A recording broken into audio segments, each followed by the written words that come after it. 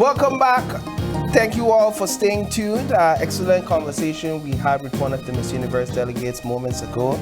Switching things a bit, this time over to the Belize Tourism Board and their Elevate Training Excellence for Skilled Tourism Workforces. And we're joined by Ms. Vanessa Jacobs-Morey, who's a capacity building specialist over at BTB, as well as Lloyd Enriquez, the Director of Cruise and Capacity Development, also at BTB. Good morning to both of you. Good morning. Good morning. Good morning. Thank you so much for joining us. Thanks for having us. Yeah. Let's start the conversation with the importance of having skilled tourism workers in our industry. Why is this important, and what do we mean when we say skilled tourism workers? Thanks very much, Paul, and good morning to everybody. So first of all, I have to put a plug for tourism, right? Of course. Tourism is a major revenue earner for Belize in terms of foreign exchange. Some estimates put it as high as 1.2 billion annually. And that is direct and indirect spending. There are over 25,000 persons working in the tourism industry and affiliated industries. So not only accommodation, there's transportation, planes, tour guides, tour operators, restaurants. A lot of people rely on tourism for a living on a daily basis. So you asked the question about the workforce, and what we're trying to accomplish here is to build capacity within the workforce. And what is different, right? So Belize Tourism Board has always been doing training, right? We've been doing it for over 20 plus years. So what is different this time around?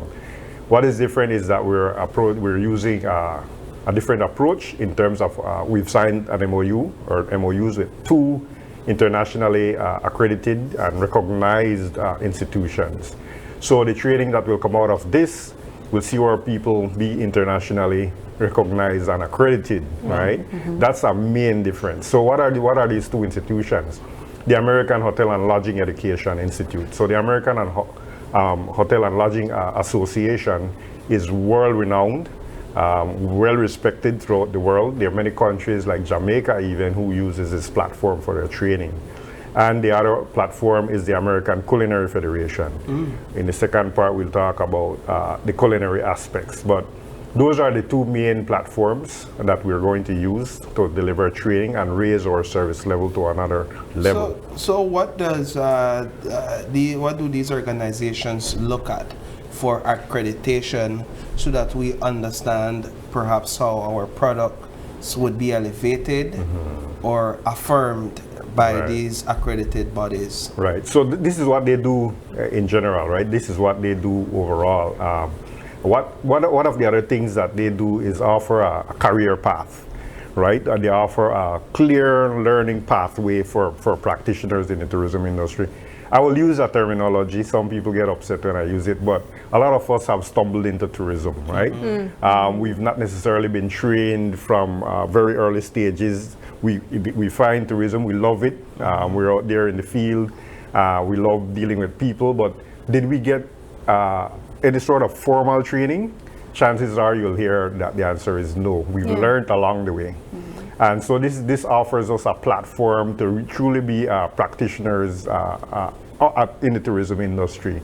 And the career path portion of it is that they offer frontline training. So there's base training. You start at the frontline, stuff such as being a restaurant server, for instance, or being a front desk operator, or being a guest room attendant. Then you can move right on up. You can move up to supervisory level. You can move up to managerial level. You can move up to an executive level. Many times we have people come into Belize to run our resorts and hotels because we don't have the talent, or we don't have the trained persons. We have the talent, but we don't have the trained persons and certified persons. So here's a platform that offers one to move right on up and create a career, a formal career with true skills, competencies, knowledge to run hotels. It's interesting that you said that, because one of the questions that I would obviously ask is, how does that pair or compare to a person who might join a business with an associate's in something related to tourism, or maybe a bachelor's in tourism management? Yeah. Does it have the same level? Yeah, so very good point. what we've done in Belize over the years is we've gone a little bit too much academic, Yeah. right? And so when these persons graduate from junior college or even the university, they lack critical skills on the ground to be operational. So this is where this platform comes in. We're talking about on-the-job skills that you can use on a day-to-day basis. Let me just bring Ms. Vanessa into the conversation, just to get your thoughts, first of all, on this approach with the American Hotel and Lodging Educational Institute and the Caribbean and Latin, well, that specifically, just the two MOUs, and in your view, as the capacity building specialist over at BTB, how this helps to advance our product and our offerings through the people that work on the ground. Yeah, like Mr. Lloyd mentioned, you know, this approach, we've been doing training, right? We've been doing training. We have our universities, we have our vocational technical schools that offer some sort of tourism programs, but we want to be able to bridge that gap where we're giving them the skills that they need to perform on the job. So we have strategic partnerships with our local institutions, so our vocational schools, our national university, and we're taking a collaborative approach to be able to really fill in that gap. They've gotten that academic, and so this program allows them to build on the competency skills that they need, really gives them that hands-on practical, so that when they go in, they're fully prepared for that job. Our stakeholders, they always invest in training, right? You learn on the job training, which is going to be specific to your property. But this program really allows them to perform, to get in and not be completely green to the hotel or completely green to the industry. We're also adding to the program to elevate the program, that if you're new and you're joining, you have to do internship, right? You have to do on-the-job training because it's new to you. So before you just get a degree, you go in and then you find out, you have to do your internship and you be able to get that experience. You're also going to be taking a Belize course. So a Belize 101 course is being developed to enhance their existing program because, hey, you need to know your country. And that would make sense. Right? You're front line, so we need to have a conversation, you know, a little bit. And like he mentioned, you know, people stumble into tourism, so they might not have this information. So this is a well-rounded approach. So it's not just the program from our partnering institution, our international partners, but it's an entire program that we're building that has a Belize component, their core courses, and on-the-job training. So what are some of the courses then that persons will be taking part in? So we're going to be doing two tracks. We're going to be doing hospitality and lodging track, which includes the front line. So you'll have for front desk, you'll have for guest room service, guest room attendant, and you'll have for restaurant server. And in those entry-level courses, you'll have to do the Belize course, you're on the job training, you'll have to do a customer service goal, because of course this is a service industry, so it's important for you to do that. Customer service goal? Yes. Yeah, that's the name of the course. That's the name of But it. it's really about customer service and us being consistent in delivering customer service. You know, many times we have, in exit surveys, we have people tell us that Belize people are very friendly. I was going to say that. Do we need it? No, I don't think so. Genuine, and that is not the question at all. It's about delivering consistently good service. And many times, even in a hotel or a restaurant, one person treats you differently than another person, right? So it's about giving the training so that we have that evenness and consistency in terms of our customer service delivery. We're warm, we know this. But what about consistently doing it across the board so that the experience is very good? So that's customer service goal. That's a customer service goal. What else are we looking at? So that's at the front line. We also have for our existing supervisors working in the industry. You're already in the industry, you're already performing, you're already supervising. So there's a supervisory course available. And just like we mentioned earlier, it's a pathway. So you start at front line, then you look at supervisory, then you can go up to management, executive head. And so that's the pathway. But we're starting at the front line. And that's for the hospitality track. Then we also have a culinary track. Talk about that one. Yeah, go ahead, man. So with our partnership with the American Culinary Federation, I always tell people, Belizeans know how to cook, right? Yeah, man. We got flavor, right? That's not an We're issue. great cooks just as much as we are warm people. Exactly. So with the American Culinary Federation, it's really the program focuses on teaching you strategies, techniques, the food science, the gastronomy of food industry, but not flavors and techniques. You're learning the basis. So we're going to be exploring 3 programs, which starts at different levels. So it starts at a fundamental level, then you can elevate to a chef de cuisine, a culinarian, sorry, and then a sous chef. And then of course you could go chef de cuisine, and then you could go to executive chef. And so it's the same, similar to the hospitality track. For the culinary, it goes on levels, so it creates that career pathway. And you're able to learn the information, but you'll be cooking Belizean food. So you're learning the strategies, you're learning the tools against the standard for that level, and then you're able to apply it. So how do we ensure that what we're doing here is not competing with what's already being offered by some of our vocational and tertiary institutions very as well? As a matter of fact, they're partnering with us. Okay. And, so we've had that discussion with them, and they had the same concern. What we're telling them is this is a cherry on top. So you're looking at the vocational school learning various technical skills. Well, here's another tool in the toolkit that would elevate service delivery. This will make people readily available for employment. Many times employers will say that they're a little bit raw, they still need a little bit more. So here's this platform that gives that a little bit more on top, right? So these are things that you do and don't do on the job. Very practical, very skills-based, very 1, 2, 3, you do this, you don't do that. That's the type of training this is. And it's world-renowned, as I said. These platforms are used even in Jamaica. One of the points Vanessa made earlier that we're very insistent on is like supervisory training. If you're training frontliners, you're not training supervisors, guess what happens? There's no reinforcement of the skills, right? So again, the career pathway and all of that is integral. And I want to make a plug as well too that we've gotten approval from the Ministry of Education.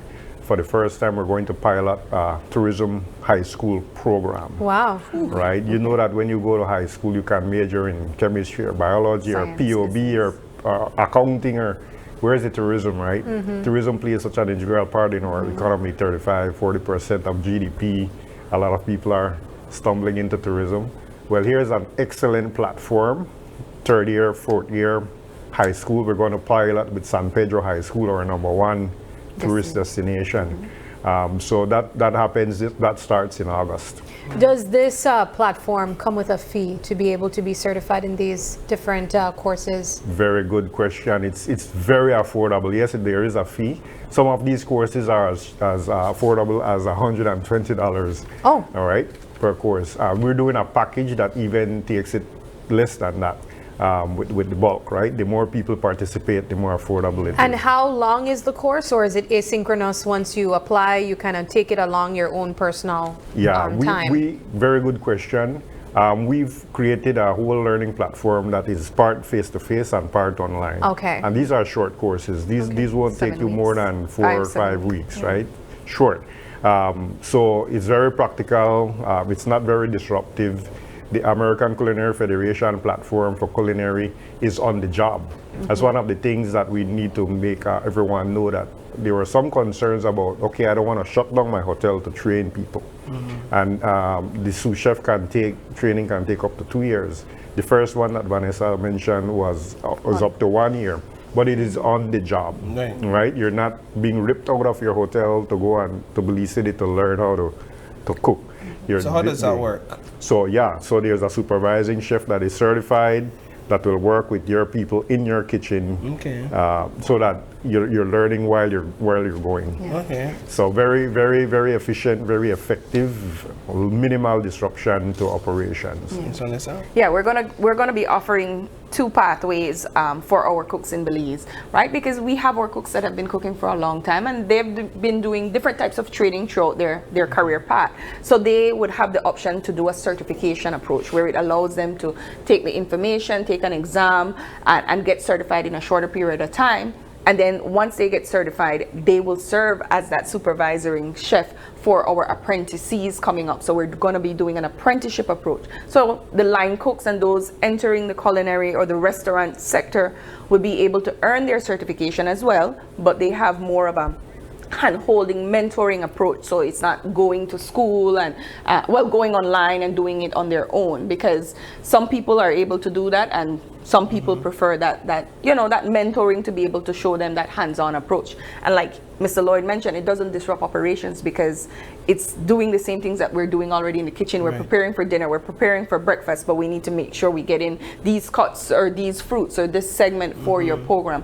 So you're earning while you're learning, and you're able to get your certification at the end. The apprenticeship prepares you for the same certification that your chef is going to do, but it allows you that time to really focus so that when your time comes to take the exam, you're prepared and ready. So when will the courses be launched? Yeah, good question. So for the culinary part, we were just on the road last week.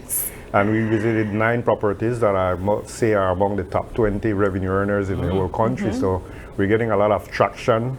No one has said no yet. They're like, this is very much needed, right? And the platform is, I think we allayed their concerns in terms of disruption. Yes, they want to train, but they don't want to disrupt services. We're entering what would be regarded as a slow season. So August, September, October, there'll be a little bit lull in terms of tourist arrivals and perfect time to train. So we think that's when we'll start the culinary part. We're putting everything in train. In terms of the American Hotel and Lodging Education Institute training, those will start as early as this month. All right. So June, July with our strategic partners spread across the country. Well, beautiful. Before we take a quick break, it's just about 7:30 and we have a traffic check-in for you guys. This one is on Coney Drive. This is what the traffic is looking like right now, and it looks generally smooth. I can see that there are some drop-offs taking place around the primary school close to us. That's Belize Elementary, so take heed to that. But other than that, it's looking pretty smooth. But primary school is still on. Yeah, but BES is closed. Yeah, they're out. Yeah. Oh, okay. Got it. All right. Well, there you have it, your traffic update. But moving things along, we are going to take another break. And when we come back, we have more conversations to look forward to. Don't go anywhere. We'll be right back.